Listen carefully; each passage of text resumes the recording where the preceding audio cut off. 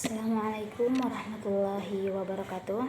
Nama saya Irnawati dari Fakultas Tarbiyah jurusan PAI, kelas 3G, mahasiswa Institut Agama Islam Cipasung.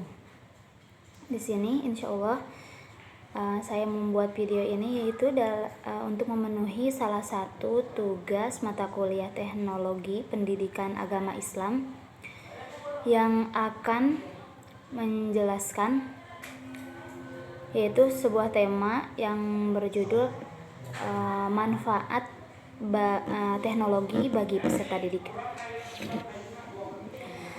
Nah, dalam dunia pendidikan kita tidak bisa terhindar yang namanya perkembangan zaman, karena pendidikan pun disiapkan untuk merancang perubahan zaman. Dengan perkembangan teknologi yang semakin cepat, dunia pendidikan dituntut untuk bisa atau memakai teknologi dalam melaksanakan pembelajarannya, agar semua peserta didik mampu berkompetisi dalam dunia kerja di era revolusi industri. Kemajuan teknologi telah membuat kehidupan banyak orang menjadi lebih mudah. Bayangkan saja ya, jikalau kita tinggal di tahun-tahun yang lalu di mana teknologi masih sangat minim. Tidak ada listrik dan tidak ada fasilitas-fasilitas seperti smartphone dan internet. Kalau zaman dulu kan tidak boleh menggunakan media komunikasi berupa apapun, semisal gadget. Akan tetapi untuk zaman sekarang itu dituntut teknologi itu perlu dikuasai oleh peserta didik. Akan tetapi hanya digunakan untuk pembelajaran dan dibimbing juga diarahkan dengan benar oleh tenaga pendidik. Kenapa begitu? Karena agar peserta didik tahu perkembangan teknologi sekarang seperti apa dan juga peserta didik tidak ketinggalan zaman. Nah, dari hal tersebut kan tidak ada lagi dampak negatif terhadap prestasi belajar peserta didik. Penggunaan teknologi pada proses pembelajaran sangatlah penting. Teknologi berperan dalam pendidikan yang akan berefek ke dunia kerja. Nah, berikut ada beberapa cara untuk memanfaatkan teknologi di bidang pendidikan. Yang pertama, manfaatkan teknologi untuk membantu Anda mengelola prioritas. Nah, peserta didik di sini harus membuat daftar prioritas yang harus dilakukan. Misalnya memanfaatkan di handphone kan ada Google Calendar. Ya, dari Google Calendar bisa membantu Anda untuk mempersiapkan jadwal dan mengatur jadwal. Yang kedua yaitu menggunakan teknologi untuk komunikasi yang lebih baik. Komunikasi adalah salah satu aspek yang penting dalam kehidupan, dan teknologi telah membantu banyak orang dalam berkomunikasi. Salah satu caranya adalah mengaktifkan pemberitahuan untuk email yang mendesak dan penting. Yang ketiga yaitu menggunakan teknologi pada waktu dan tempat yang tepat. Nah, teknologi adalah salah satu hal yang memudahkan banyak pihak.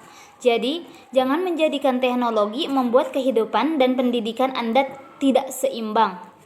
Anda bisa menggunakan atau peserta didik bisa menggunakan alarm untuk memastikan bangun tepat waktu dan mendapatkan pengingat untuk melakukan hal-hal tertentu.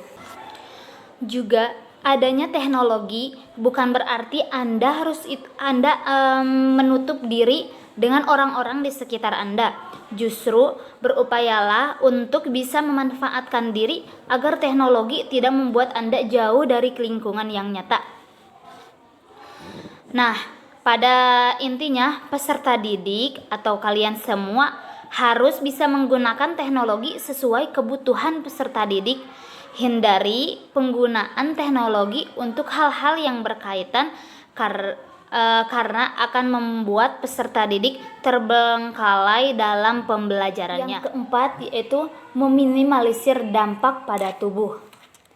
Tak dapat dipungkiri.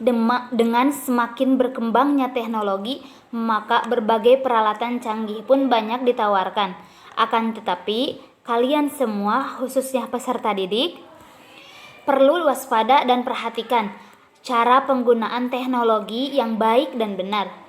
Batasilah penggunaan peralatan berteknologi agar tidak memberikan dampak berbahaya atau dampak buruk pada kesehatan Anda sendiri.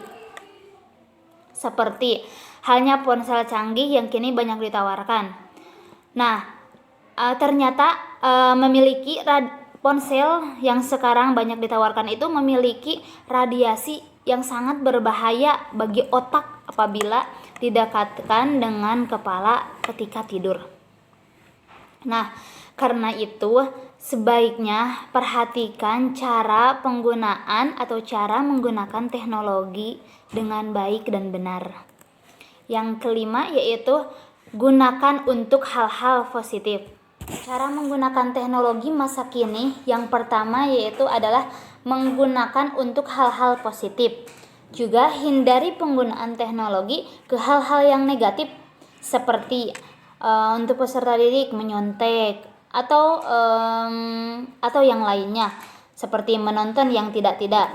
Nah, jika Anda atau peserta didik menyadari cara menggunakan teknologi untuk hal yang positif, maka sudah bisa dipastikan akan banyak manfaat yang bisa peserta didik rasakan serta beragam kemudahan yang ditawarkan. Terima kasih.